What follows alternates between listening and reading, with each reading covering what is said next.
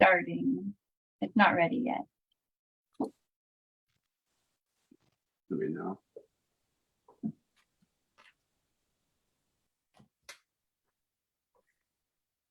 You're live streaming. Great. Well, it is now 7:02, and I'm going to call this Transportation Policy Board meeting to order on Wednesday, July 13th, 2022. Let's start with some introductions. I'm sure who's going to do that between Mark or Yeah, I'll do that. Let's start with City of Olympia.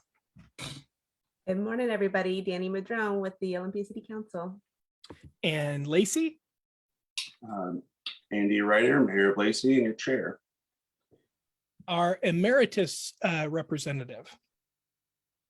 Well, good morning, everyone. This is Pete Kamat. Inner City Transit. Hi, this is Don Melnick, authority member, and I think several others of our crew are sitting in too, so thank you. And Port of Olympia.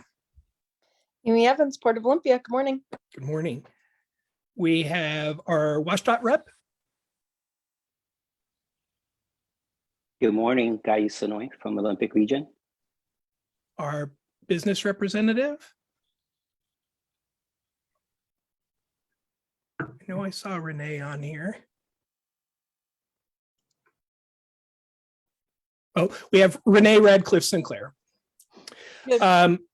Oh, there we go. Yeah, I lost my Zoom connection for a second, Oh. but I'm here. Okay, great. Thank you.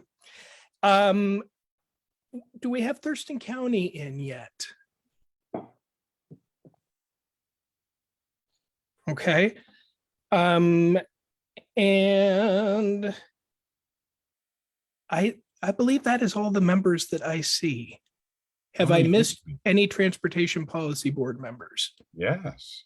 Oh, wait, our community representative. Yes, This is Kevin Fessinger, community representative. Thank you, Kevin. And John. Oh, my word. Tenino. John O'Callahan representing the great city of Tenino. My apologies. Any other omissions? Okay, great. Chair, we've got a lot of staff present today. I suggest we've got a lot to cover. So perhaps we forego that for today. Sounds good to me. Okay, great. Then let's go right into our second agenda item, which is our recognition of our community representative, Messenger. As everyone here knows, we've gone through a pretty extensive process of looking through our community and business representatives, and we have some great candidates that's going to be before us here later in the agenda. But through that process, this is going to be Kevin Pester's last meeting with us. And so he has served on the board since November of 2017. Of course, he always shows up here and prepared for our meetings and asks great questions that helps to clarify the issues that we're all trying to deal with. And so I just want to have a big shout out to Kevin. Thank you for all of your work for the Transportation Policy Board. It's been very much appreciated, and we know you're going to continue to be active in our community, and we really appreciate everything you've done for the Transportation Policy Board. So thank you so much, Kevin. Thank you, Chair Ryder. With that, do you have an executive director's report? I just have one thing I want to, I'm really excited. We have talked about transitions that are happening in the organization when Vina Tabbitt, our deputy director, leaves in September, and Karen Parkhurst, our planning and policy director, leaves in early 2023. We have hired Katrina Van Every, who is one of our internal staff, super excited to be the transportation manager. She'll start formally on August 1st, but she's out on family leave and she'll be transitioning into this role in the fall. So we will be looking to immediately hire behind her. We've got a lot of work to do. And so we'll be bringing on that capacity back on board as soon as we possibly can. So that's all. Thank you. Okay. Then let's go into the approval of today's agenda. Can I have a motion, please? So moved, John O'Callahan. Second, Don Melnick. Moved and seconded. Is there any discussion? Seeing none, all in favor of that motion signify by saying aye. Raise your hand. Aye. Aye. Aye. Is there anyone opposed? And that motion unanimously carries. And next up is the approval of the consent calendar. Take a motion. Well, I guess approval of the meeting notes from June 8th. So moved, John O'Callahan. Is there a second? Second. Moved and seconded. Any discussion? Seeing none, all in favor of that motion signify by saying aye. Raise your hand. Aye. Is there anyone opposed? And that motion carries as well. So now we're to the public comment period. We didn't have anyone signed up for public comment. Is that correct, Mark? That is correct, Chair. Is there anyone from the public right now wishing to address the Transportation Policy Board? I'm not seeing any raised hands, Chair. Anyone? Then let's go right into our next agenda item, which is the consideration of the interview committee recommendation on the business and community representatives. Obviously, I was a part of this all the way until I had to get my wisdom teeth taken out, and I had to bail out the last second, and Pete Komet filled in for me. Who does Karen or someone else want to take the lead on this? Sure, I'd be happy to do that. So basically, as you know, we've been working really hard on the business and community representatives. COVID got in the way for a little while of some of our recruitment, but we had a great pool of candidates, and we're looking at 3 business and 2 community representatives, and they serve as full members of the board. And I wanted to note that in last few months, you have taken action to make these 3-year positions. We used to have like a staggered position, and some were 1 and some were 2, and we decided for ease of recruitment, so we weren't recruiting all the time, that we would move to that. And I believe it's been the bylaws have been updated on our website. There was a question about that.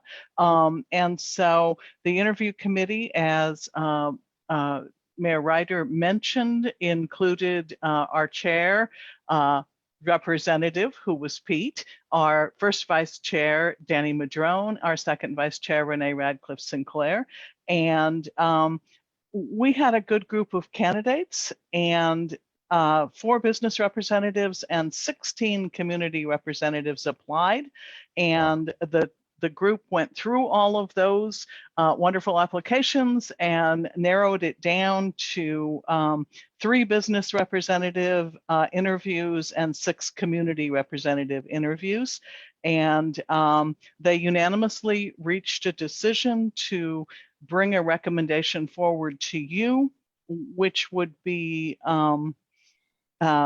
business representatives Jessica McKeegan Jensen and David Wasson, and reappointing Renee Radcliffe Sinclair.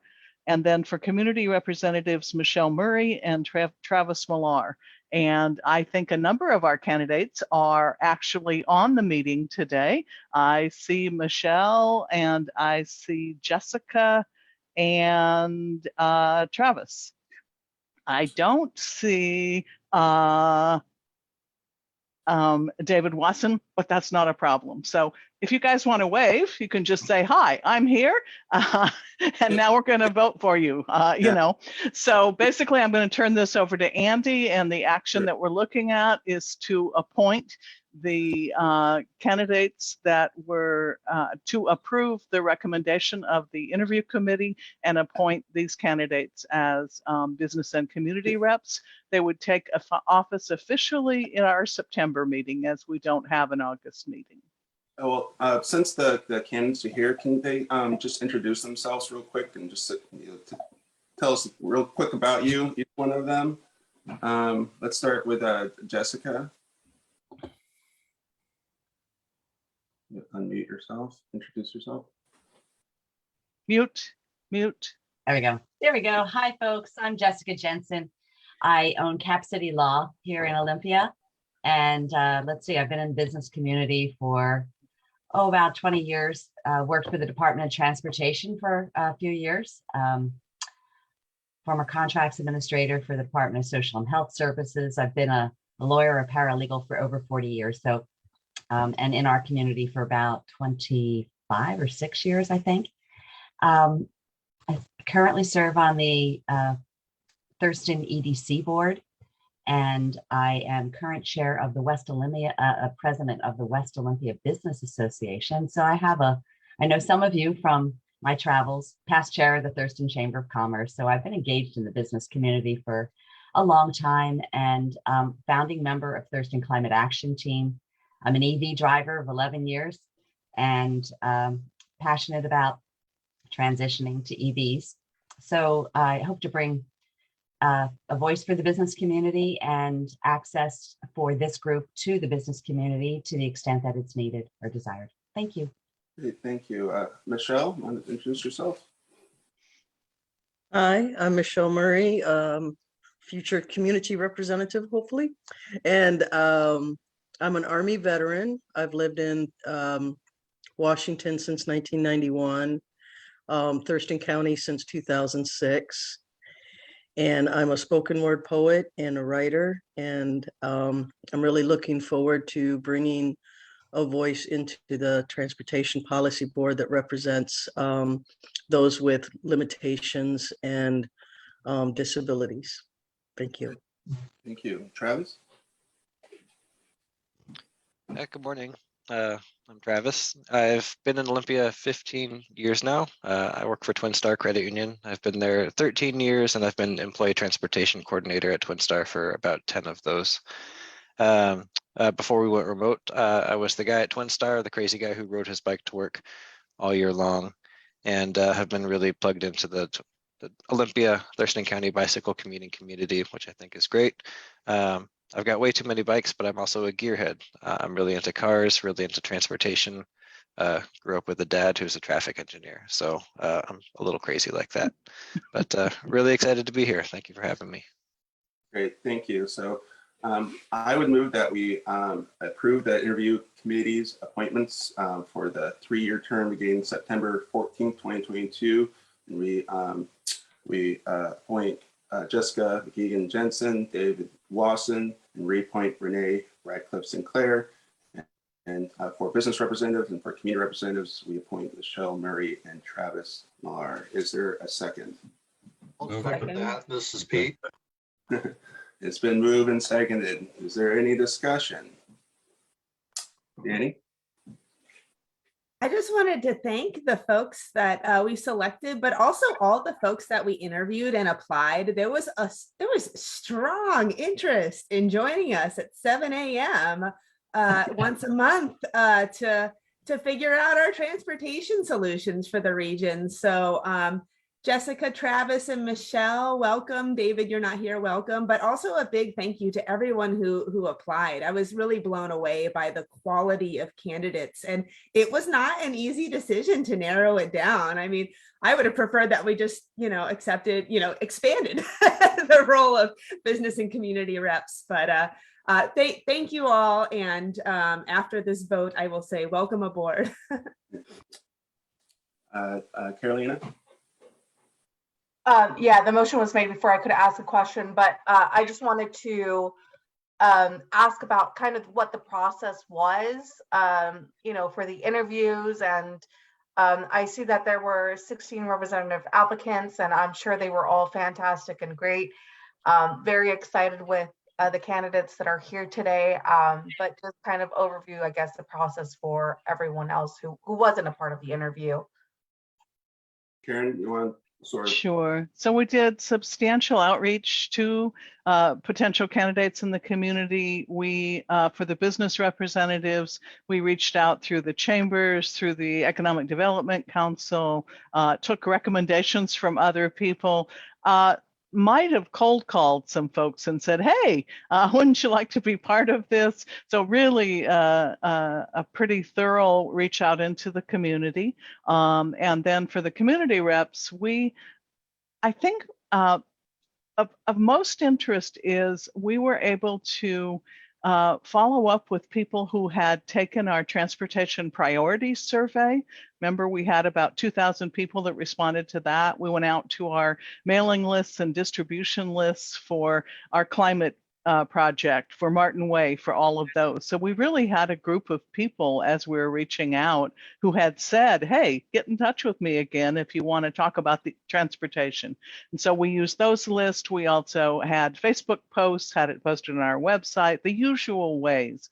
Then when we got folks in, we left we extended the period, I think, twice to allow for folks who said, oh, I didn't quite get it done, but I want to apply. And so we opened it up a little longer.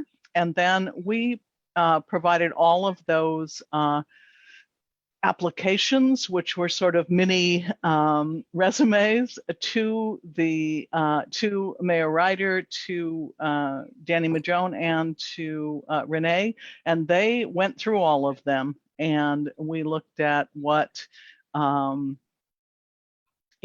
where there was agreement on, hey, and there was almost unanimous agreement then on this is the narrower pool that we move forward. So we tried to do outreach through social service communities. We did outreach through organizations that we know that support folks who perhaps aren't as involved in transportation planning. So sent it through the Hispanic Roundtable and some of those organizations. So that was what it looked like. And then the committee, which the group approved last month, did the screening and then the interviews. As Mayor Ryder mentioned, there was a last minute appointment by the mayor of Pete Komet to serve on the committee.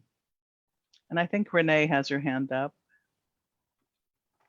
Go ahead, Renee. Yeah, I just wanted to add to Danny's comments that the pool of candidates we had to choose from was exceptional. And we really felt like we chose candidates who represent a broad base of our community, which was really important to our group.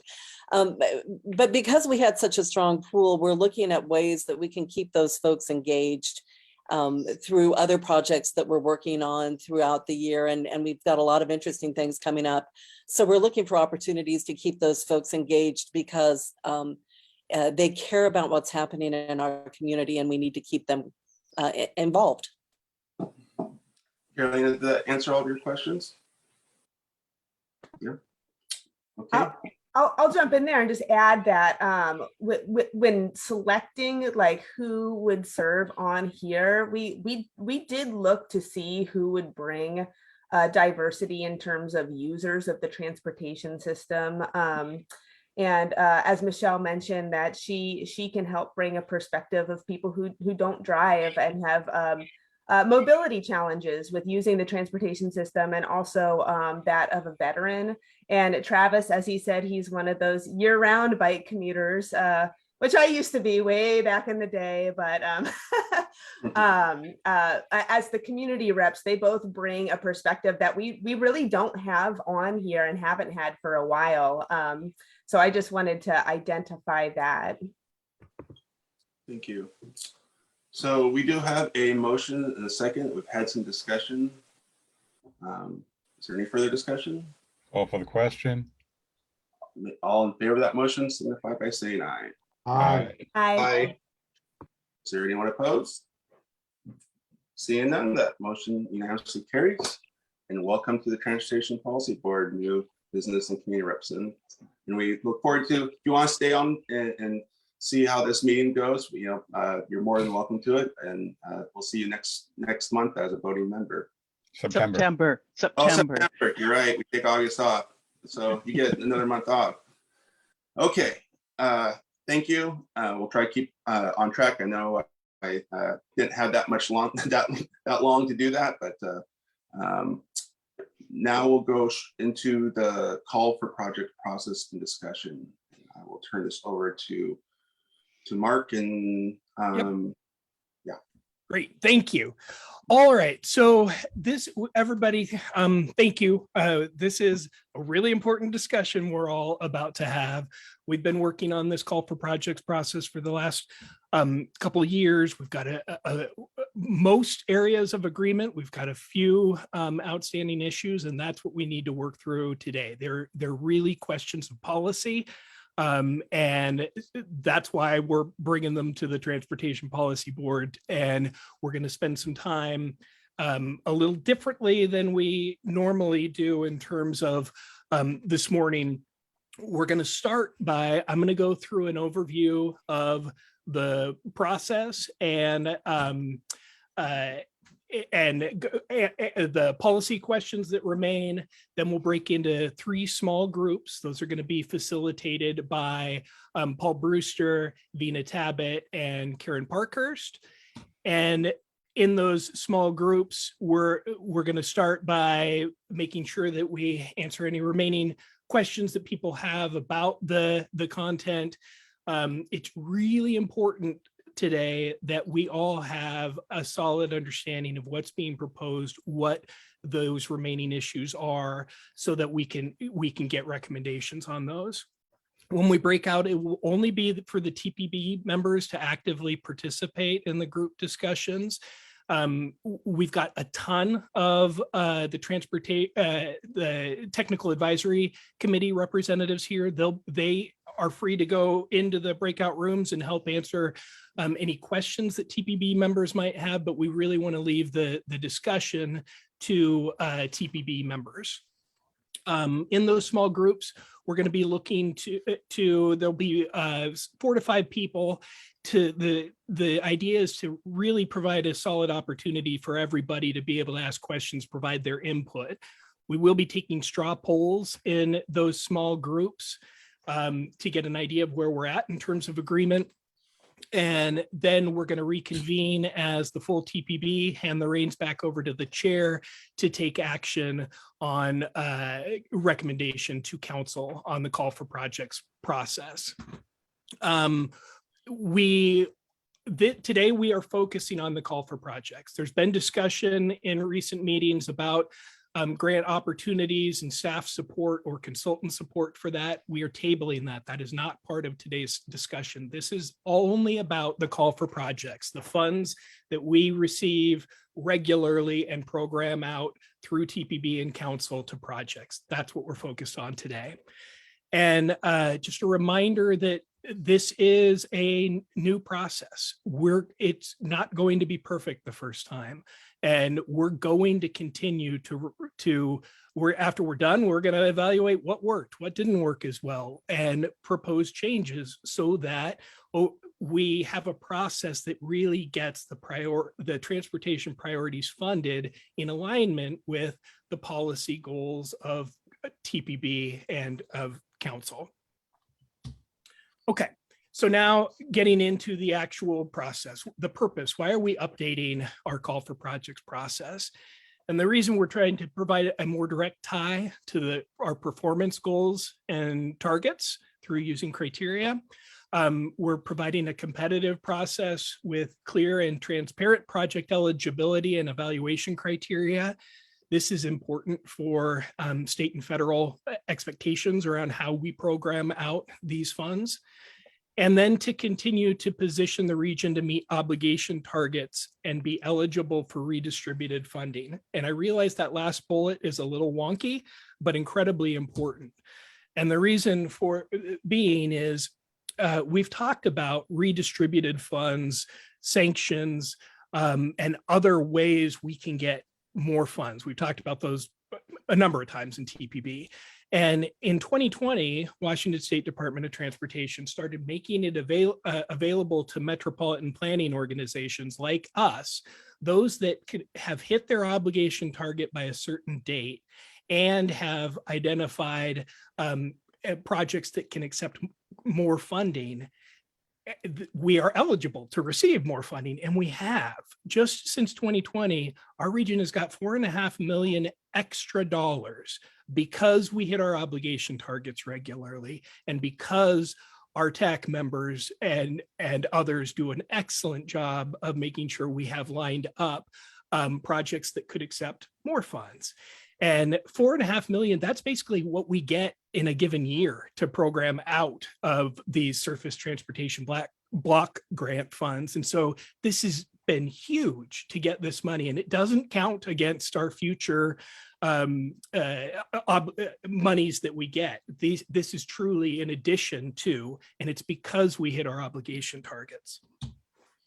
Okay, this applies to the process we're talking about, applies to the two of the main pots of funding that we get. Surface Transportation Block Grant, that's the biggest fund source that we have from the federal government. It's pretty flexible in terms of what it can be used for, aside from some geographic specificity that I'll talk about in a second. And then there's also the Surface Transportation Block Grant Set Aside program. This is for smaller scale projects geared towards things like trails and bike and pedestrian facilities. And so these are the two fund sources that we're talking about for this process. We get these funds through the federal, through the state from the federal government, and they do come with directions on how these funds, how and where these funds can be used. And just this year, 2022, there was a reauthorization of transportation at the federal level. And with that, we received some more guidance on where funds could be programmed out. In the past, it was 75% of the funds we received needed to be used in urban environments, 25% in rural environments. With this new authorization, the federal government put more emphasis on urban environments and split it into these two categories. And I just want to make sure that you're seeing my cursor. Are you seeing my cursor? Okay, good. So they've split it into urban medium, which is this area in white. For the most part, it's the greater Olympia, Lacey, Tumwater urbanized areas. And for the most part, the applicants that are have that available to them are intercity transit, Lacey, Olympia, Tumwater, and Thurston County. And at least 66% of the funds that we receive need to be programmed in this urban medium area. Then they designated this urban small area. For the most part, Thurston County and Yelm are the main entities eligible for these funds. And these are these darker greens, Grand Mountain, Rochester area, and part of Yelm. And then in the rural area, it's all the rest of this kind of mint green, and that's Thurston County, Yelm, Bucota, Chehalis tribe, Rainier, Tenino, and the Nisqually tribe that are eligible for those. You'll see a little asterisk here with intercity transit. It's because intercity transit, although their primary service areas in here, they do have facilities that extend into urban small and a rural. And so there are times where intercity transit will likely put in applications in those categories too, when they're working on facilities outside of this urban medium area.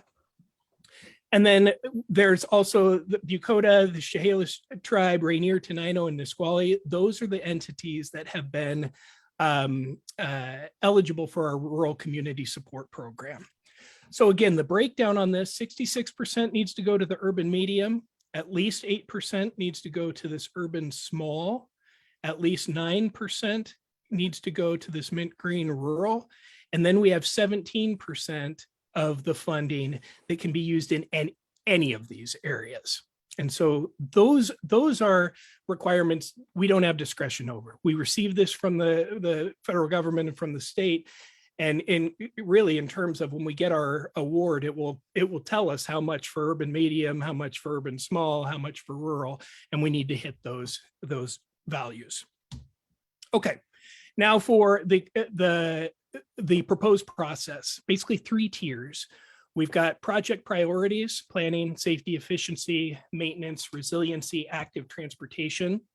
These haven't changed a great deal from past calls for projects, but we have put some increased emphasis in some areas like resiliency and active transportation.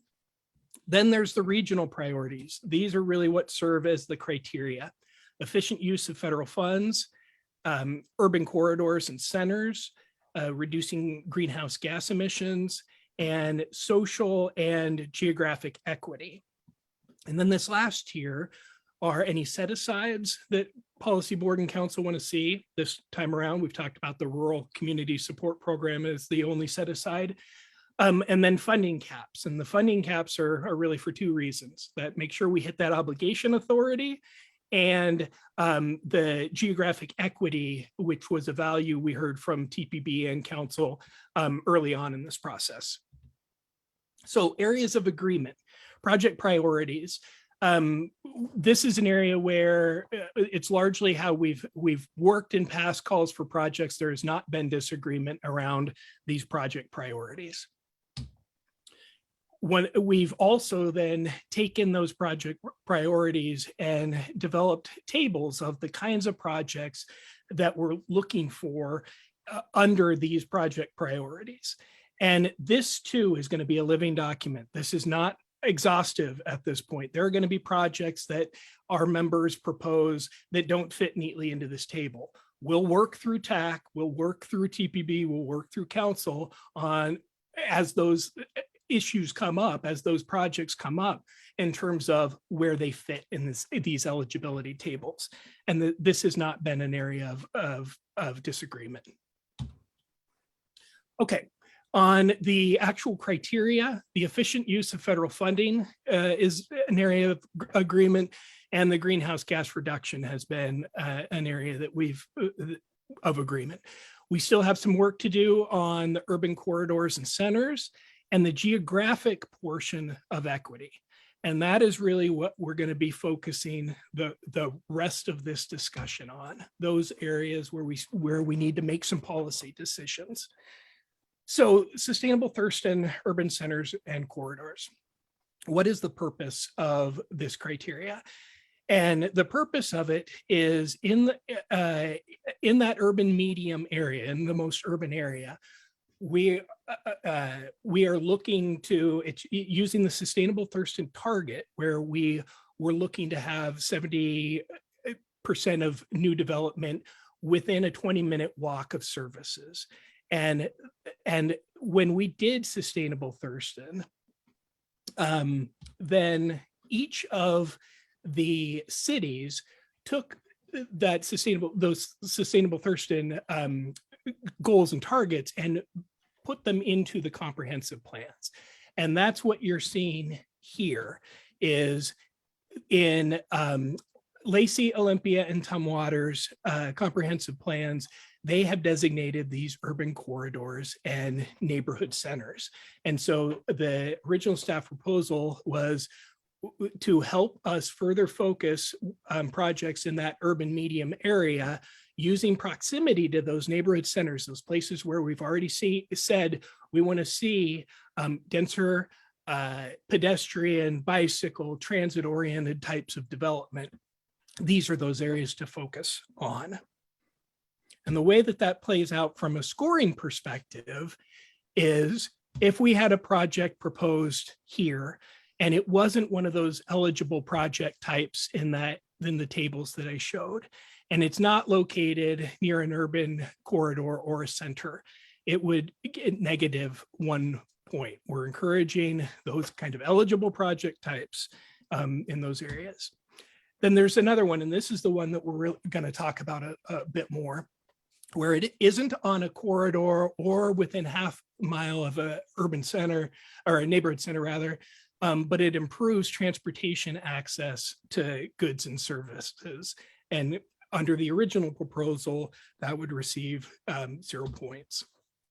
And then one that is clearly within that half mile of an urban corridor center or neighborhood center would get 1 point, and a project that's clearly in that urban corridor gets 2 points.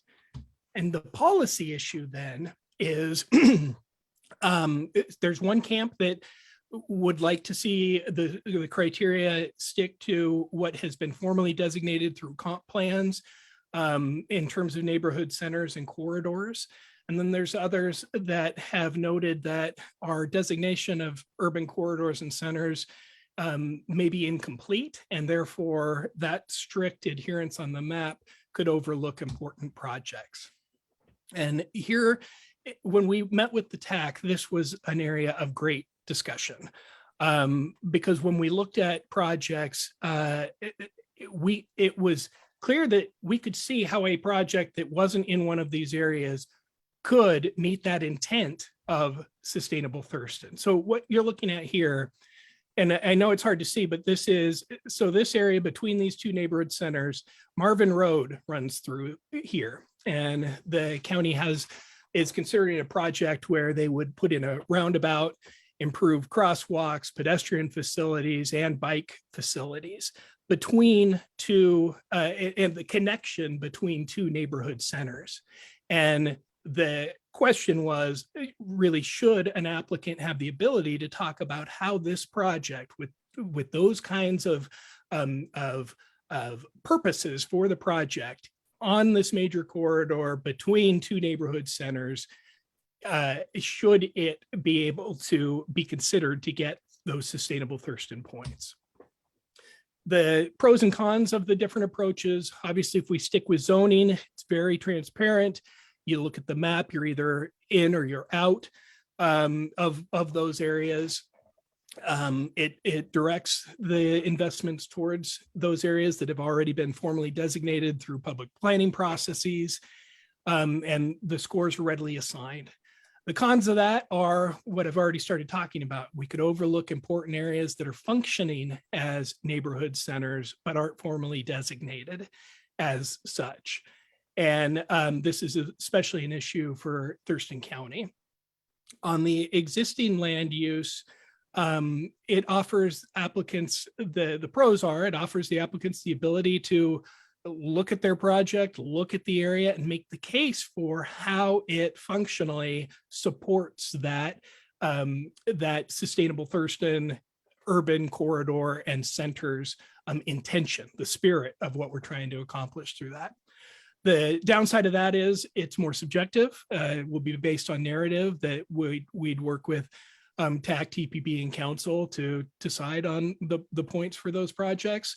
So it presents a higher risk of disagreements. There's more subjectivity rather than just simply being able to look at the map. Originally, our staff recommendation was to stick with the formally designated urban corridors and neighborhood centers. After the TAC meeting that we just had, where we actually looked at projects, looked at where they potential projects, looked at where they are, look at what they're doing, it really jumped out to us as staff that this issue of overlooking areas that could function as neighborhood centers is really important. And so that is why our staff recommendation was changed to 1B. Like I said, ideally, they'd all be designated. Perhaps that's something we work towards for future calls for projects, getting those more of those designated. But for now, the staff perspective is the cons outweigh the pros in terms of that strict adherence to what's been formally designated. All right, funding caps. Again, the purpose of the funding caps twofold, to make sure we're hitting our obligation target. We need that we have a mix of projects. So if something happens on one, we've got another project that can still come through and get obligated. And then this, the issue of an equitable distribution across the region. So microcaps, this applies to a single funding cycle. And the intention of these microcaps is to make sure that all the applicants have an opportunity to potentially get funding in a call for projects. But I want to really call this out, and I'm going to use the urban medium as the example.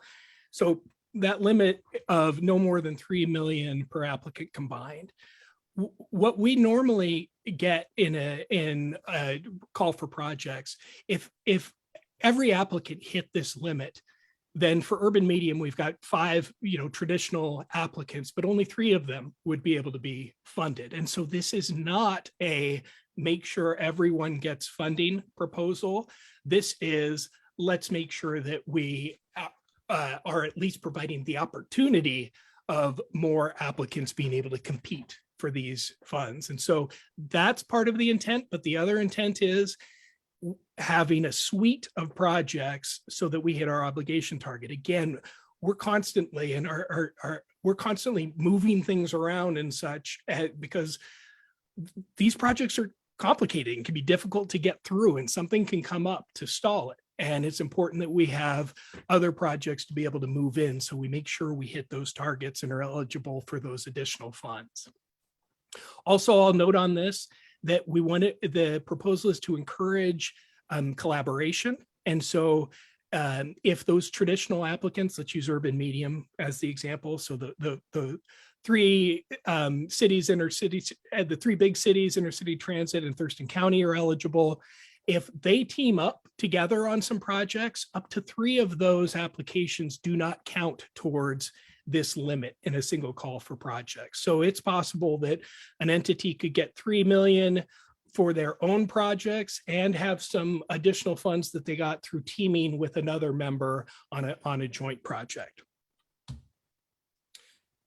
So just for the urban medium, just for that white area on the map, the macro caps, and this was to help ensure that over multiple calls for projects, we didn't have applicants that were completely getting shut out of the process. And so the proposal, these numbers here, these are just as an example. They are based on values we received in the past, but this is not what we're getting in 2022 or what we're getting in 2024. These are examples, but based on past history. And so when we look at the proposed cap, which is over two calls for projects, that no one entity can take more than 33% of the funds. And if they do, then the third call for projects, that next one, they would sit out of. And so if we applied that to these values, if any one of those entities got more than 4.2 million over 2 calls for projects, then they would sit out that next call for projects, providing more opportunity for the others that haven't been as successful in getting those funds. Okay.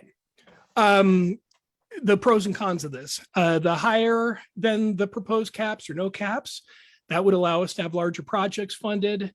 It could improve the efficiency of our use of federal funds because we're doing this balance of it's difficult to use federal funds, so you want to put them on bigger projects versus we need to have a suite of projects so we make sure we hit those obligation targets. And so the cons of that are that we'd be relying on fewer projects to hit our target. That increases our risk of not hitting our target.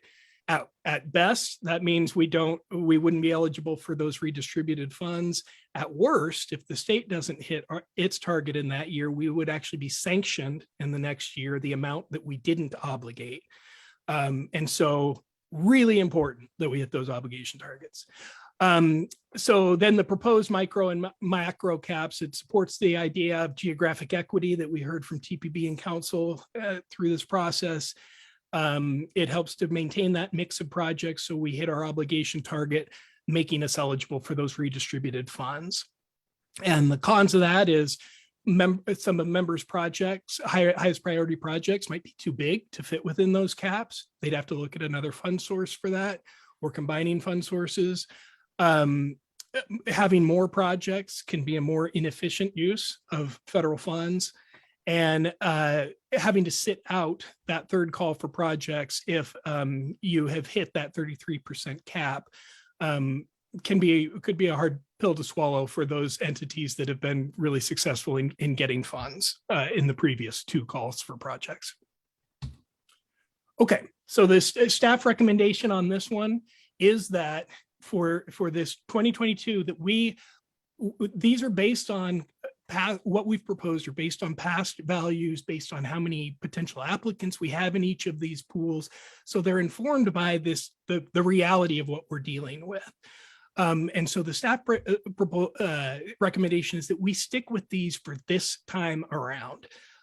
We'll evaluate, and if they limited us in ways that we didn't intend, if there are other things that happen because of this, we can look at those for the next call for projects. But the staff recommendation is let's stick with this proposal and test it out in 2022. So I'm going to stop there briefly and look for questions, clarifying questions on what I've presented so far. And again, let's not start talking about the merits. That's for small groups. This is for clarity. John, you're muted.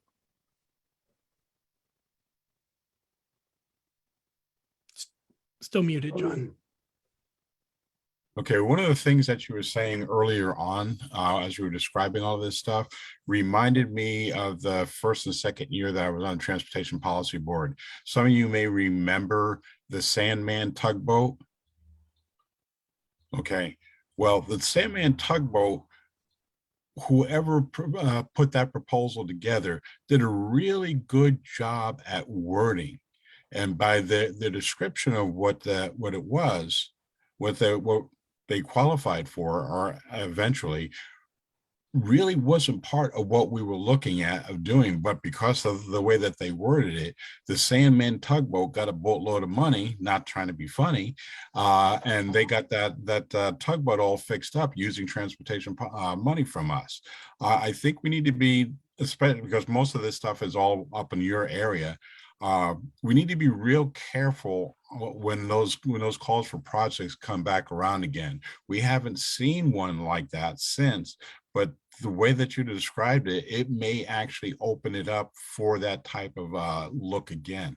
So I'm just cautioning that we need to be really, really careful of how we put the wording out and what we're taking in. Thank you. Any other question? Pete?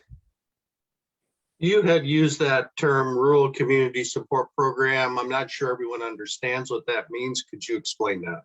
We are going to talk about that a little more in a second. And so that's why I'm going to go right to that after I clarify on these. So just hold that for just a second, because I will be explaining that. Very good. Commissioner Evans. I just really appreciated the format you presented that in. Still trying to learn, and the pros and cons is super helpful. So thank you. You're welcome. It's a lot. It's a lot, and this is really important. So thank you for sticking with us on this. Okay.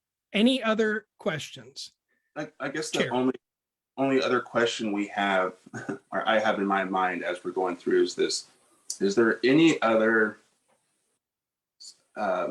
conflict or something that we haven't? I mean, do we think we have all of the issues here, or is there another outstanding issue that we haven't addressed? There haven't been any. I mean, obviously, there haven't been any others that have come up, or we'd be talking about them with you. Will they? Absolutely, they will. They always do, especially in new processes. And so that's why I say we'll be evaluating and adapting this, because things will come up that were unexpected, and we'll work with you all to address those in the future calls for projects. Don. Well, just having been on the Lacey Planning Commission for a lot of years, it sounds like with the urban core, or the sort of urban corridors thing, that there could, you explained, there could be a circumstance where a project or an effort would be funded. It was outside of the designated areas or corridors. And would there be some way that you could reconnect with? I mean, having been a planning commission member, I know there was a lot of hard work put into where those were in each of the cities.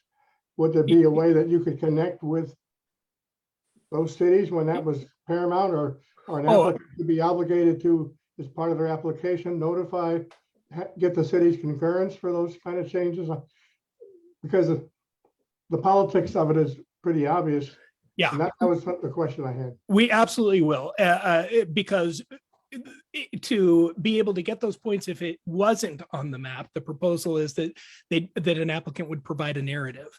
And then it would be up to the TAC, the TPB, and the council ultimately to decide if that project moves forward. And so the cities will be involved in that process of looking at these projects and deciding whether they really meet the intent. This is not to water down the sustainable Thurston criterion. This is to acknowledge that mapping may not be 100% complete. Let's provide a little flexibility there to talk about how a project can meet those. And we've heard this issue from Thurston County, from Tumwater, and from Lacey. So this is one that a number of our members have said we need that flexibility. Thank you. Kevin Pestinger. Thanks, Mark. I'm dialed in by phone and can't see what you're displaying. Is there something you can point me to on the website, or can one of your staff email me the relevant document? Yes, we can. And so I'll just point out to Berlina that my presentation is saved in the mail outs presentation folder. And if you could just send that to Kevin, that would be great. Thank you. Sure. Okay. Thank you. All right, I am going to share my screen again, and we're going to practice what we're going to do in the small groups all together on an issue that needs a transportation policy board decision, but we hope that it's a little less thorny, so will help us kind of practice what we're about to do in our small groups. So the Rural Community Support Program. We've talked about this in policy board and council as being a program that we'd like to see be set aside in this next call for projects. And huge shout out to Thurston County, because this depends on the county's willingness to do this program for it to work. And what it is there was a recognition by TPB and council many years ago that, and there've been attempts at trying to make this work. And this last time it's really worked well, which is our smaller jurisdictions, Rainier, Tenino, Bucota, Nisqually Indian Tribe, Confederated Tribes of the Chehalis Reservation. It is difficult for them to use federal funds for many of the reasons we've talked about. It comes with a lot more requirements, a lot more design and engineering, and then just different, Buy American requirements that makes it very complicated to use federal funds. And so the purpose of this program was the county gets, in this, it was 600,000, and this is what we're proposing for 2022, 600,000 of federal funds, extra federal funds for a county project that the county then turns around and makes 550,000 available to these smaller communities to do projects and get those funded. And those are local funds, so that doesn't have all of that federal requirement. And so the policy question is, if under this process, if one of those 5 entities, Bucota, Rainier, Tenino, Chehalis, and Nisqually tribes, if they were to put in an application in the regular call for projects, so let's say Tenino gets a $300,000 project funded through the regular call for projects out of that rural pot of money, should they also still be eligible for the Rural Community Support Program in that year? Staff recommendation is no. The intention of this was to help those jurisdictions that have difficulty competing. So if and when one of those entities is successful competing for funding, then they wouldn't be eligible for the Rural Community Support Program just for that call for projects. And that would provide a little more funding to the other entities that are in that. And so that's the issue. And so I'm going to stop sharing now. And my first question is, are there any questions on this issue or the recommendation? So this is Pete. Just a quick question. Would that then mean the same amount of money would be available under that program, but it would be available to the other? Yeah, so eligible they'd be able to potentially get a little bit more in that call for projects, because it would be the same amount available. I see. Okay, So now, then, after we've had a chance to make sure we've got clarity in our small groups, we'd have discussion on the merits, but I'm going to skip right to a straw poll, which is there any TPB member that disagrees with the staff recommendation and thinks that instead they should be eligible to get rural community support program and a regular project funded in the same call for projects? Is there anyone that disagrees with the staff recommendation? John? Okay, I did unmute. The problem that I have isn't so much the process, but the amounts. The amounts is, no matter what we do, they're so small and they're so restrictive that $300,000 isn't going to do anything. I've got a bridge and 1 mile of road on 507 going out towards Rainier that we're looking at 1.5 million just to get that up to speed. And 1 mile of that road is just to take it down and then resurface it, which is not going to be able to add any lanes because of the ag park. We're now in negotiations to have our first building put out there. I think it was 20,000 square feet, something like that, rather the substantial building. And those roads are going to need, and that little bridge is going to need some major work done to it. And without being able to qualify for as many different pockets of money as possible at the same time, we're never going to be able to get any of that stuff done. So in that case, John, you Tenino could opt out of the smaller guaranteed money and apply for a project under the normal course and get it funded that way instead. So this is the difference between, do you want guaranteed dollars with less strings, or do you want to go through the regular federal process like everyone else does and apply for the larger dollars? See, and that's the problem, Andy, is that because of our size, we've got, I think we're getting close to 900 homes finally. That's still not big enough to really get any of those monies. We'll never see it. We've never seen them before. So, of anything that we've ever been able to use because of the matches and all kinds of other stuff. It's nice to say that we have guaranteed monies, but when the guaranteed money isn't enough to do anything with, it's still like having nothing. Karen? I just wanted to note that really it is not guaranteed money. Sure. In the community support program, all of those applicants do applications and they explain their projects and they have to meet the requirements that have been set out. They just don't have to meet the federal requirements. So they is a guarantee that this much is set aside, but there is an application and a review process. Yeah, very true. Carolina? Yeah, and my question might be a little bit too late, but as we've been going through this, I'm thinking about, so my question is, how are we balancing the agency's priorities and needs versus the criteria? When you say the agency, Like like Thurston County or Lacey or Olympia, Tumwater, Tenino, Yelm. So I mean, I guess the intention is that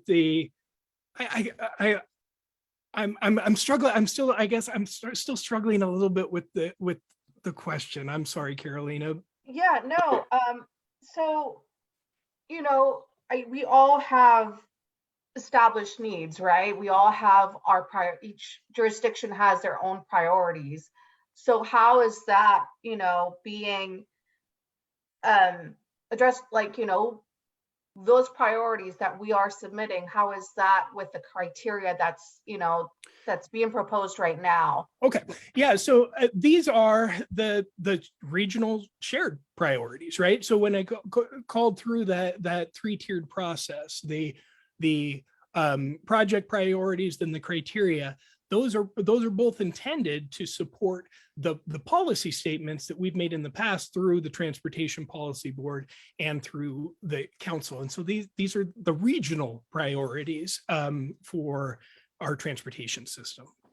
Carolina, you do bring up a good question, where something that we struggled with for a bit, what is the region's biggest priorities right now? Like, what are the top priority projects within Thurston County, across Thurston County. Like, what's the number one project for Thurston County, right? What's the number one project for Lacey? What's the most important project? And then how do you get those projects funded? That's something that we always are struggling with, is our top project actually available for these funds? And sometimes there is a disconnect between what maybe Lacey's top project is, might not meet all the qualifications of the funds. And so that is something that we're always dealing with. And what we're trying to do is figure out through this process, what are the top priority projects? Like, what are some of the guidelines that we can start looking at, so we can start identifying the top projects? And that's why we're here. That's what the states asked us to do. It's what the feds asked us to do. Is this, you can't just not have criteria any longer. You're going to have to start focusing on what are the region's priority projects. So I think that's one of the why are we here, and why we're discussing this, why we're having a new call for projects criteria is to start identifying those things. Okay, so so on the Rural Community Support Program, we've now had the opportunity to have some discussion on it. We've heard one of the concerns on it. That's now, we'll then take that to after we are done with the small groups and we reconvene to take action on all of this, we'll have an opportunity to vote on the position for this question. The one last thing before we go, yeah, is the 600,000. Is that the right number? It is the right number. That is what is proposed. What I'm saying is, in the future, it's the right number for this call projects. When we're talking in 2-3 years from now, is 600,000 still the right number? And will that be addressed in future call projects? Where is it always going to be 600,000 from here on? Well, honestly, a lot of that, I mean, I talked about the county. The county has a huge role in this. And so I think a lot of it has to do with how much is the county able to take in those federal funds and make local funds available. That is a constraint on how much can be put into this. So it'll be the county making that decision going forward, not the policy board. Yes, because it's the county that's making the local funds available. Okay. Thank you for that. Danny. I just want to clarify John's concern. You spoke about a specific project needing some work, and if Tenino was eligible, or whatever jurisdiction it's in, you mentioned Rainier as well. Like, if there was access to both the Rural Community Support Program and the general application, is that even enough to make that project move forward? Or is the issue just that there's just not enough money to do anything for, all of us? Like, we all struggle with not having enough to do our priority projects. So I just want to kind of drill in more in terms of like what you all need to make a project like that successful. Well, if we're going by today's numbers of 600,000, we're $900,000 short. Well, and let's also remember this for all the applicants that we have eligible, this is not a terribly large pot of money. And so we're not going to be able to fund everyone's expensive priority through this pot of money. It's just not enough, and won't be. Okay, ahead, Pete. I'm sorry. Pete. The amount of money that we're setting aside for the Rural Community Support Program, that's based on a % of the total money available. Is that? It was the last time. This time, when last time it was 6%, and it ended up being 600,000. This time, what we heard from county staff is they wanted it to be the number, and so that's why this time it's the 600,000. Okay, so that was based on discussions with the county. Correct. Okay. Well, let me. I just wanted to add too, keep in mind that this is one source of grant funding that we're all, continuing to look at. There's state sources of funding. Sometimes these roads are state roads that have access to money in other ways. There's also other federal programs that are,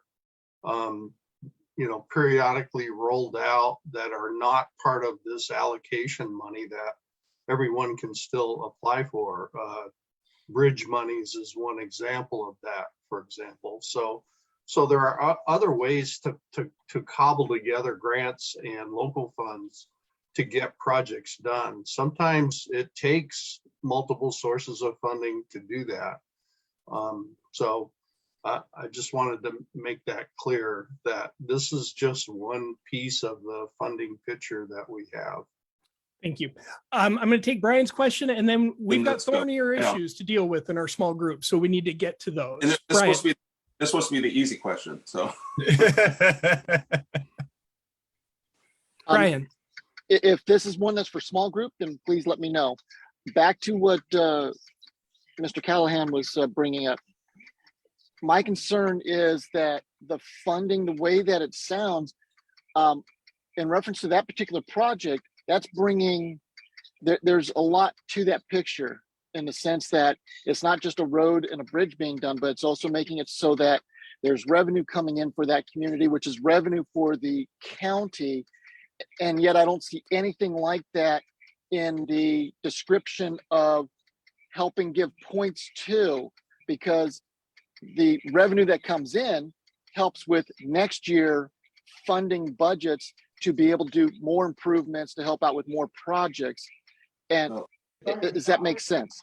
yeah, not quite, because this is our federal dollars that come down on a set amount that has nothing to do with our local budgets. all right. I understand that. I understand it doesn't do with our local budgets, but that helps, like as he put it for that particular project, he's now $900,000 short, and he's not able to get any other grant money or anything else like that to make that happen. Then that is a project that has to be put off for another year, which doesn't help that community, does not help Thurston County. And there's other, that's just one of the things I'm wondering, is there a way to bring that into account? Okay, thank you. There, as you point out, there is currently not a economic component to the criteria. That is true.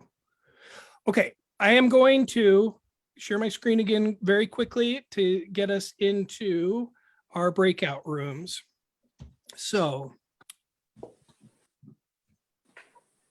our breakout rooms, we're going to have 3 groups. There'll be 4 to 5 people in there, 30 minutes total. Again, let's let the TPB members have the discussion. TAC can answer questions and staff as needed, but let's really keep this focused on TPB member discussion. We're going to go through urban corridors and centers, and then the macro and micro caps.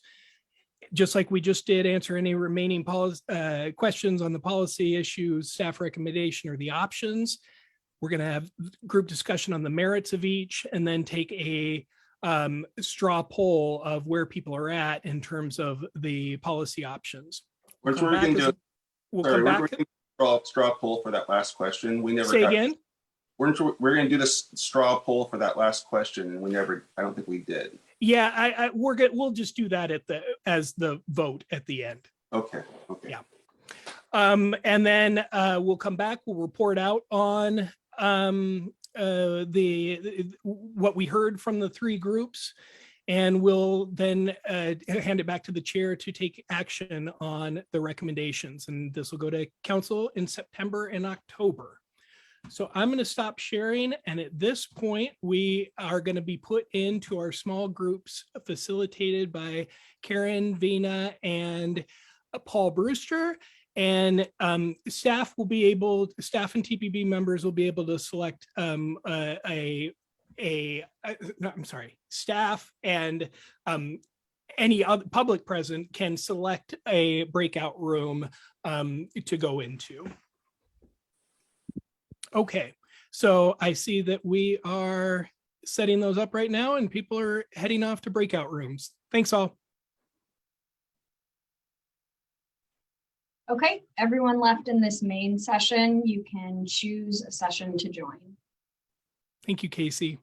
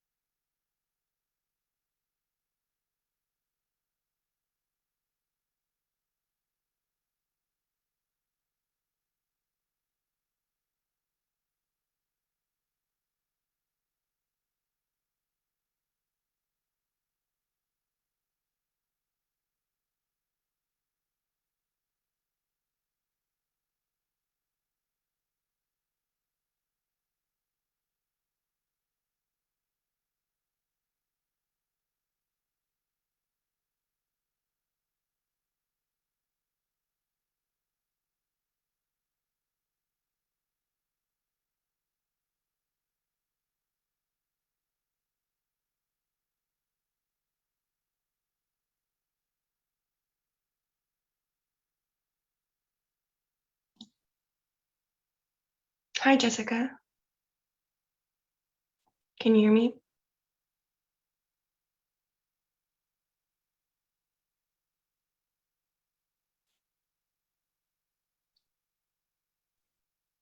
Hi, Berlina. Sorry about that. I'm gonna pop into a different room. I just got kicked out. Oh, okay. I was just going to let you know that you could join. Thank you.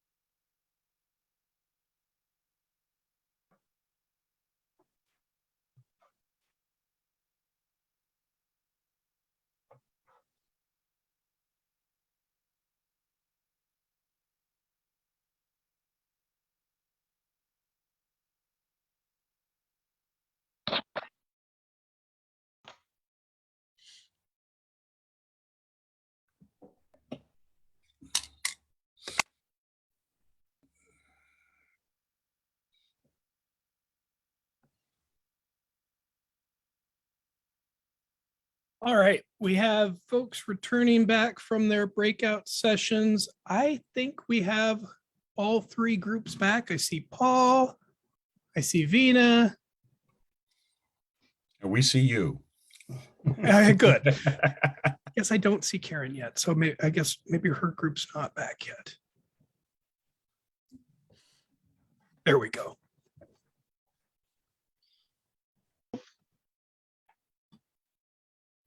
We didn't Great. have enough time.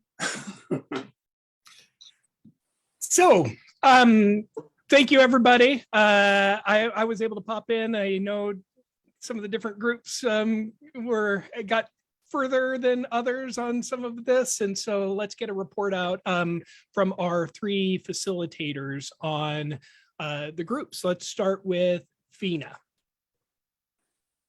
Thank you. Yeah, I think everyone got a chance to get their questions answered, and our group was actually in agreement with the staff recommendations for both topic areas. We also talked about really the importance of working together to get those larger, to bring more money to the region, just because this pot of money is quite small. Great. Very quick recap there. Thank you. Paul, let's hear about your group. Sure. I had 3 TPB representatives in my group. I think like Vina said, all the questions were answered. As far as Sustainable Thurston went, we had a split. We had 2 members preferring the first option with using the map, but noting that the original staff recommendation of making an exception for areas that were in the works, like there's some formal process to approve a land use zoning amendment by the time a project obligates, should be the exception, and 1 policy board voted for the staff recommendation. With the funding caps, unanimous agreement on the staff recommendation for both the micro and macro caps. Great, thank you, Paul. Karen, your group.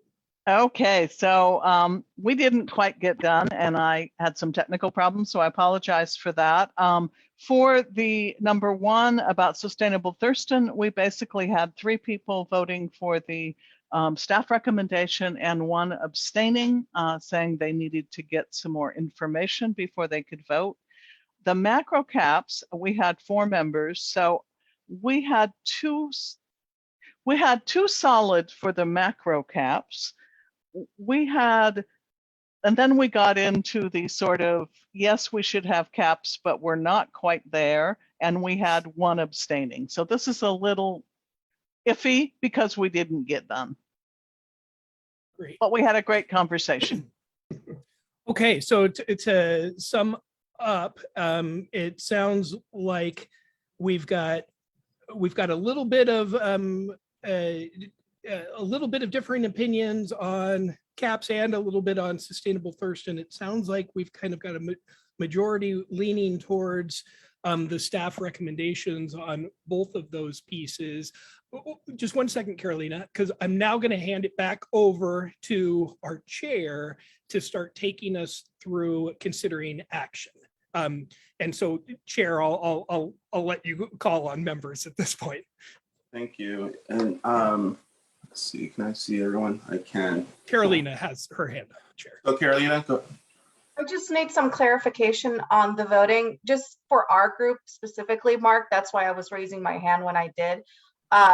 Just because I was in a group with Renee and Dawn, and I didn't hear it mentioned with Vina, but one of the things we did talk about was more inclusivity, which was option B, and that's the one where we all voted for that option. And so just wanted to make sure that that's kind of what was said. The reasoning behind it. Great.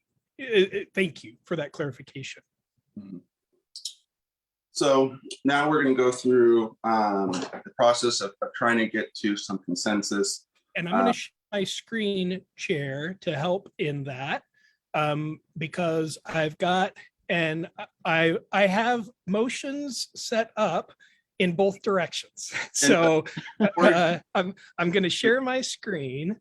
And but before we get to that, sorry. This is the time for the public comments on any part of this process as well. Is there anyone from the public wishing to comment on this process? And anyone wishing to comment? Would you add that that includes prospective members of the board as well? Absolutely. Anyone who's not a current voting member. Like, give us any insight. Do you guys see any I'm hands not up? seeing any, Chair. Okay. I don't see any either. Okay, then go ahead, go forward. So I am going to share my screen, and the chair will move us through each of these. What I put on the screen is just to help us move this along. These are the motions that we would use in support of the staff recommendation. So, and go ahead, Chair. So I appreciate that. I also want to have a little bit of clarification here on this entire process. What we're trying to do is set up some parameters, right?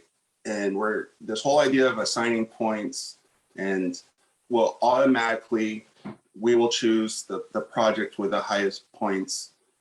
That's not necessarily the case. What we're trying to do is give us a guideline on all these projects to come up with a more priority projects, like I talked about from the get-go.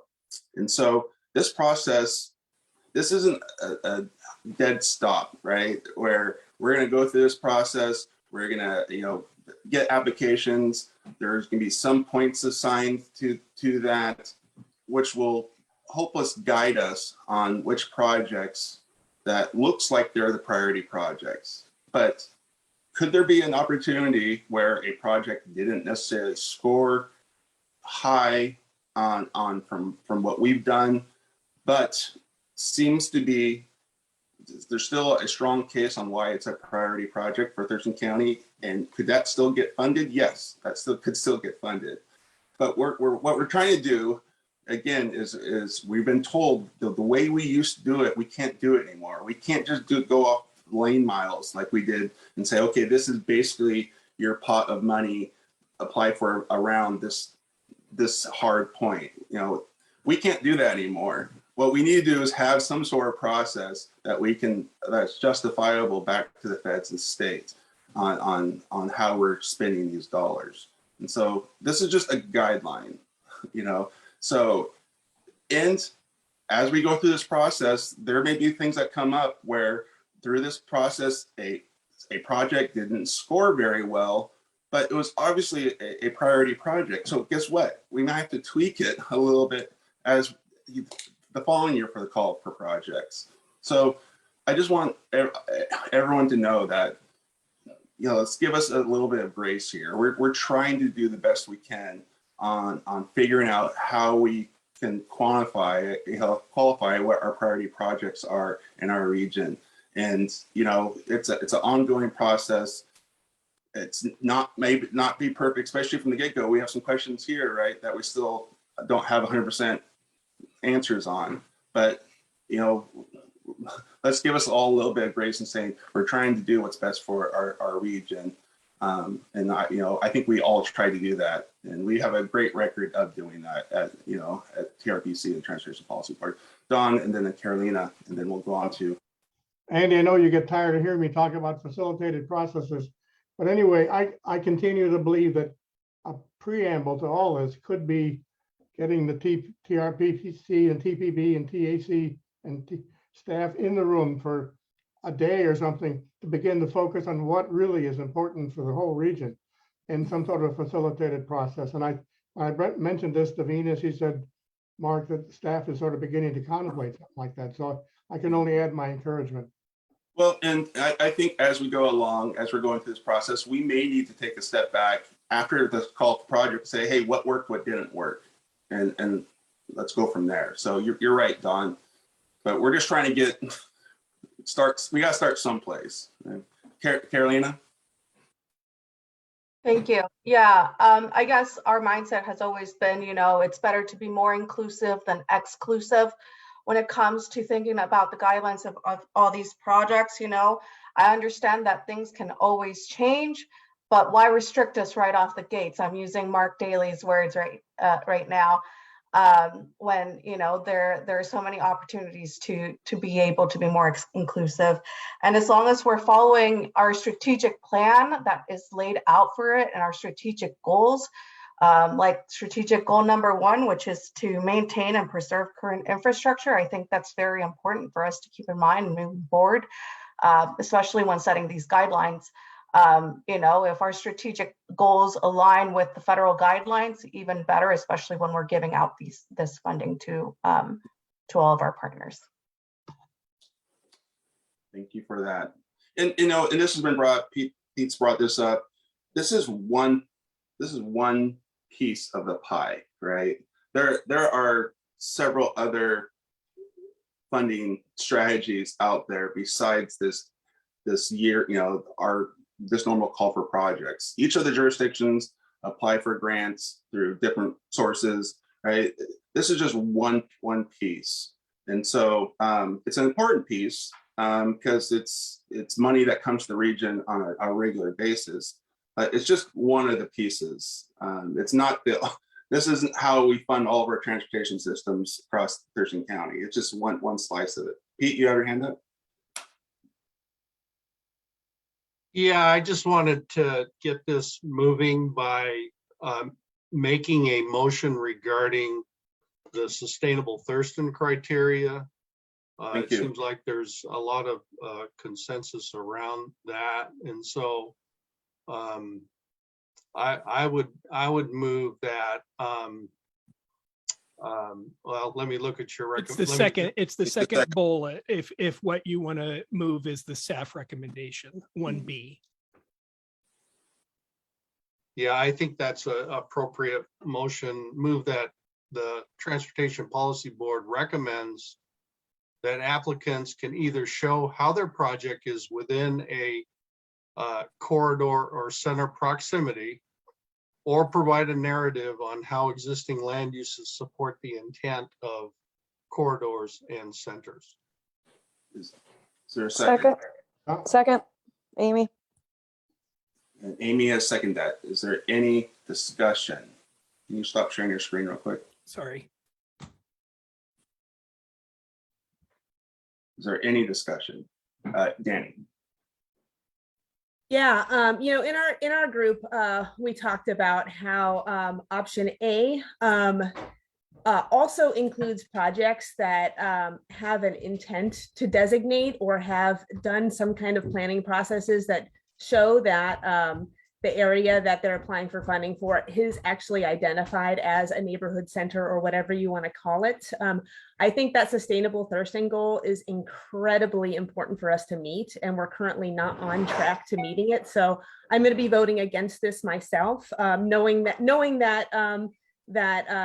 you know, moving forward with the majority, but also knowing that you know, in the past and moving forward, if we did move forward with this goal, it would also include places that have that jurisdictions are showing an intent to designate that area. Any other discussion? Well, again, just in support of the recommendation, I think having that our maps haven't necessarily caught up with the current situation, given that this process occurred several years ago. And so I think having the flexibility to show that an area is essentially qualifying as an urban center, but hasn't been designated as such, is important. And I'd hate to say it's our intent to do that, because that means that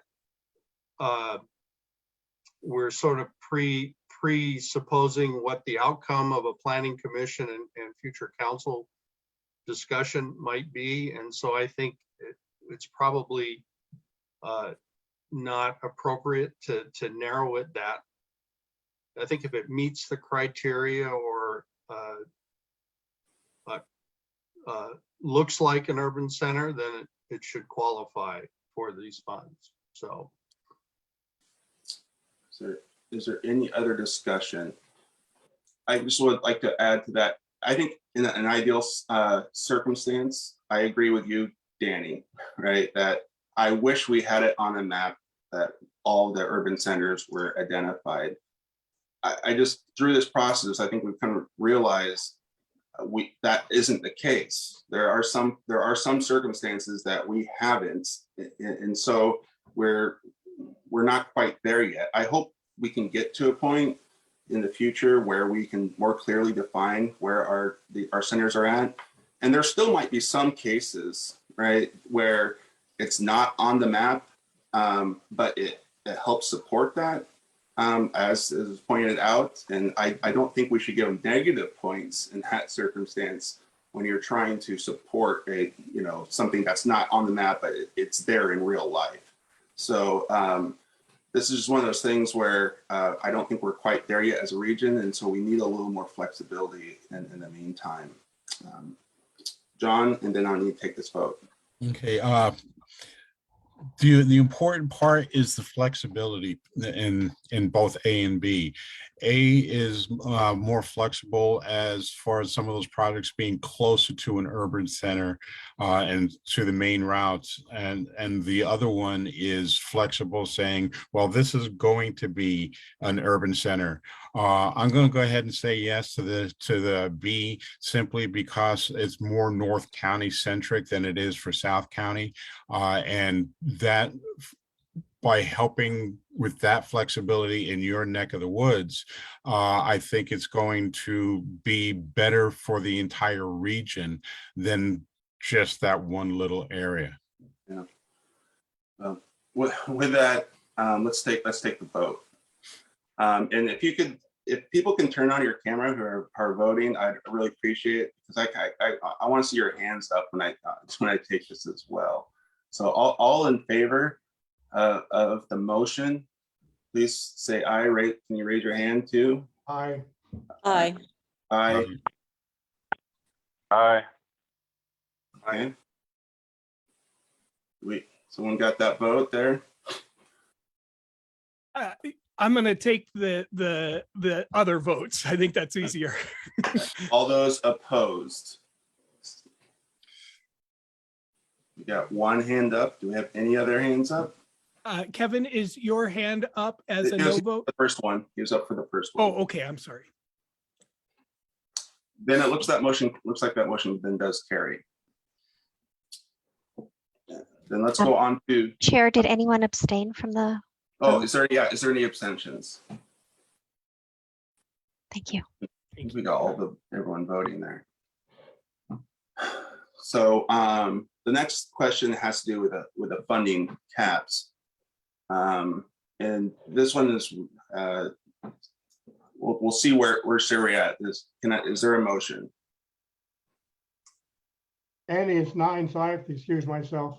Okay, thank I you. don't know if you can do it, but my vote would have affirmed staff recommendations for all the rest of the questions, if that's kosher. Thanks.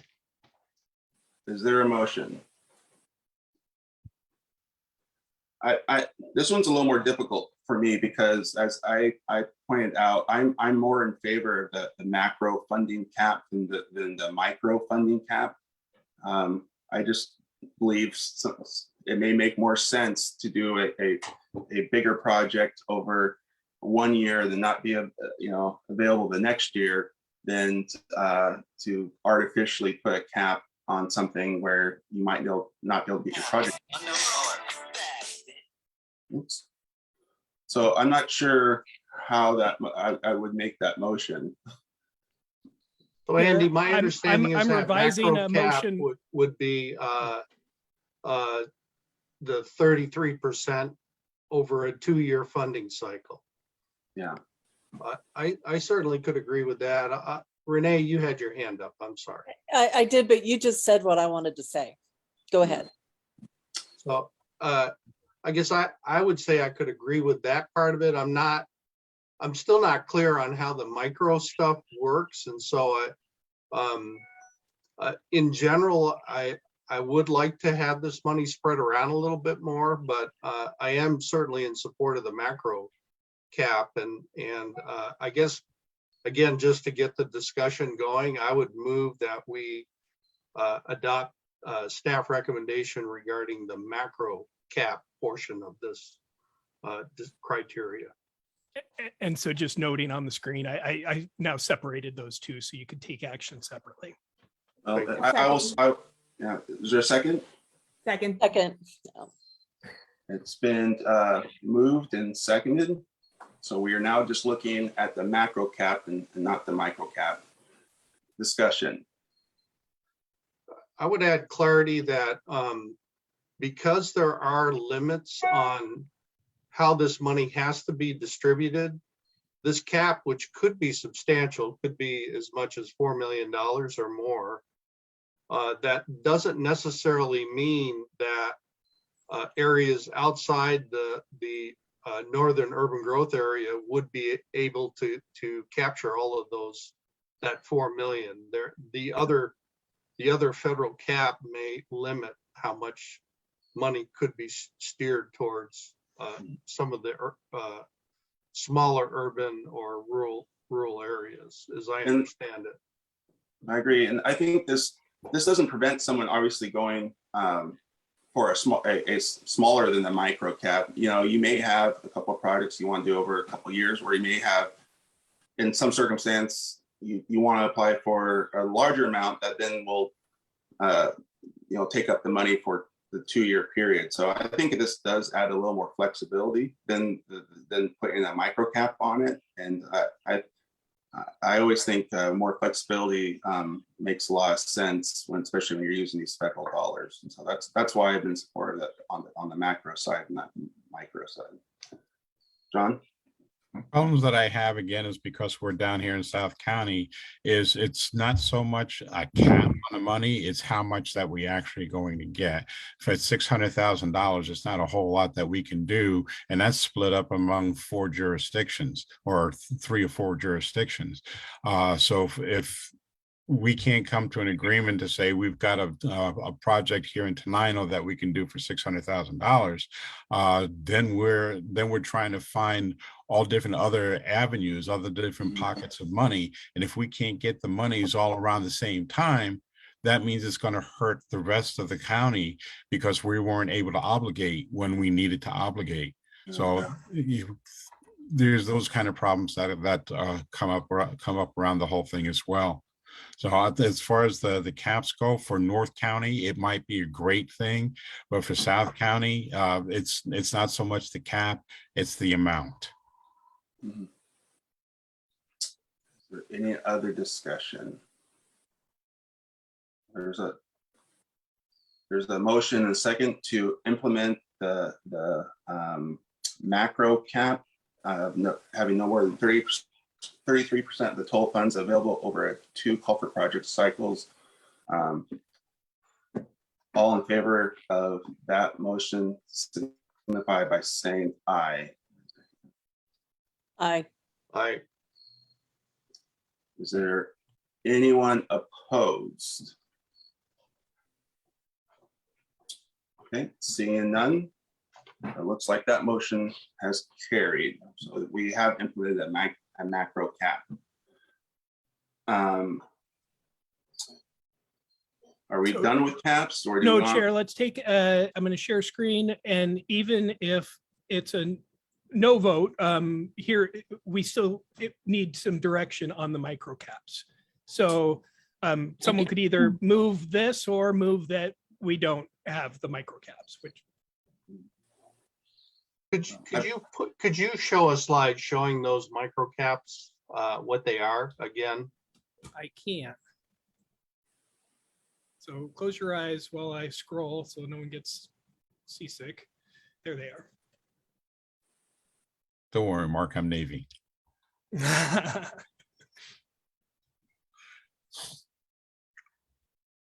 And my question regarding the urban, small, and rural caps here, how do those align with the percentages that have to be allocated to those categories? Yeah, they are slightly higher because we do have some flexible funds that could go in there, but they're in alignment essentially with the funding.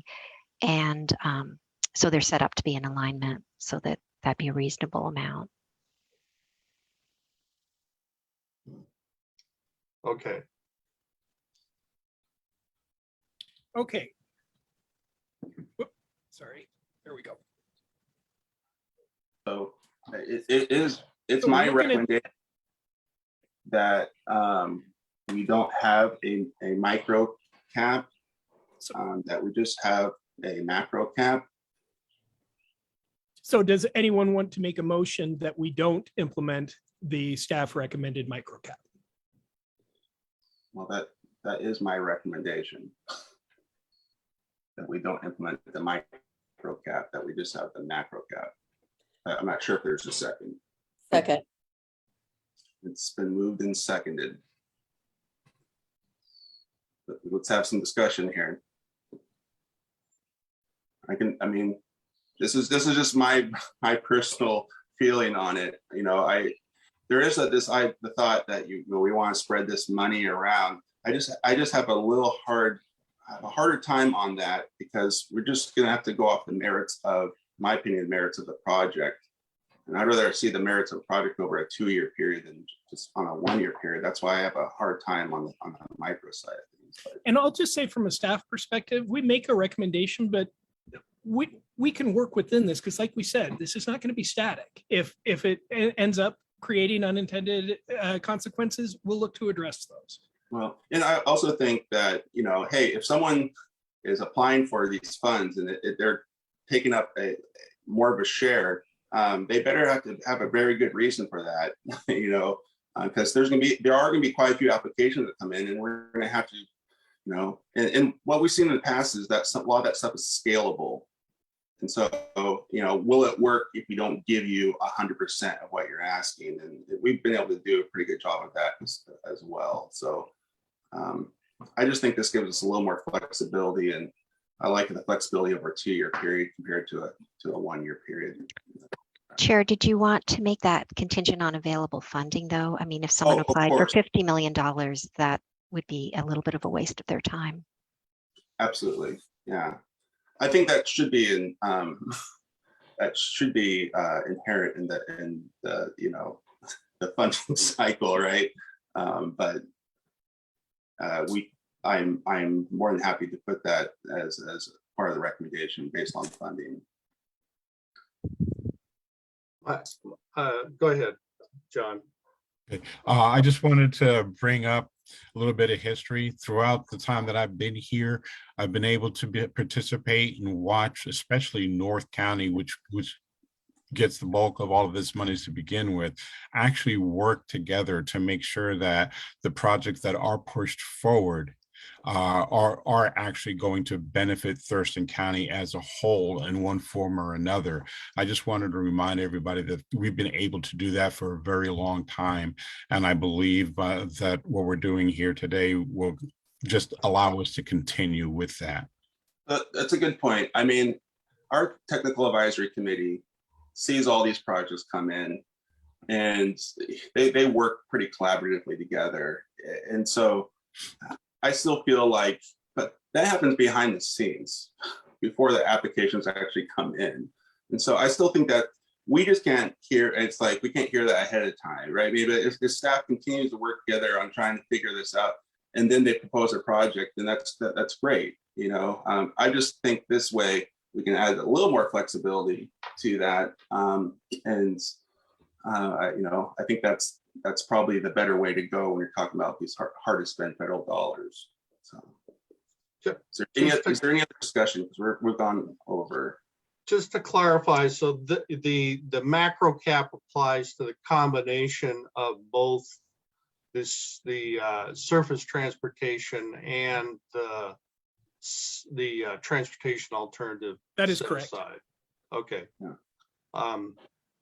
Well, I think we need, you know, bottom line is we need to try something here. So and I would agree. I think staff work well together in trying to put together a package for committee consideration, and that I think the macro cap does provide for distributing the funds to some degree. My biggest concern is Tumwater going to be able to compete, frankly, against Olympia and Lacey in this? But I think I think it's worth giving it a try to figure out whether this system will work. So I think I do, these micro caps are very complicated, and I think it's probably better to just go with an overall macro cap for now, see how it works out. And if it doesn't, then, if we get, all the money going to one I know. project or a couple projects, that we have the flexibility to. It'll be interesting to see how this all does play out, right? Because say a couple jurisdictions do the macro cap one year, then they can't apply for it the following year. Right. And so now there's all additional extra money that, right? And so I think it will work itself out at the end of the day, so. Chair, I'm concerned about us losing a quorum. Okay. It's been moved and seconded. All in favor of the motion signify by saying aye. Aye. Aye. Aye. Any opposed? Then that motion carries. The last thing we have is the Rural Community Support Program, right? That is correct. So, and really the question is just, should those entities be able to compete in both rounds? Or if they get the funding through the competitive round, not take a share in that call for projects for Rural Community Support Program? Can I have a motion? I would move some staff recommendation here. Okay, so the motion is to recommend that jurisdictions that receive funding through the regular call for projects is not eligible for the Rural Community Support Program funds for the same call for projects. That's the motion. Is there a second? Second. Moved and Joe seconded. Callahan. Can you stop sharing your screen? Yes, sorry. Any discussion? Seeing none, all in favor of the motion signify by saying aye, please. Aye. Aye. Is there anyone opposed? And that motion carries. And I think we've gotten to the three. Yes, we did. Thank you so much. So I'll just recap for folks. We've got recommendations that Sustainable Thurston, the urban centers and criteria, and corridors criteria allow flexibility through a narrative saying how it meets the intent. We're recommending the macro funding caps across 2 funding call for project cycles, but we are not recommending the micro funding caps. And we're recommending that the Rural Community Support Program funds, if an entity gets the main fund, the regular call for projects funds, they'll sit out that round of Rural Community Support Program. Thank you all. And I think we've reached the end of our agenda. Non-debatable So, motion. thank you for your time.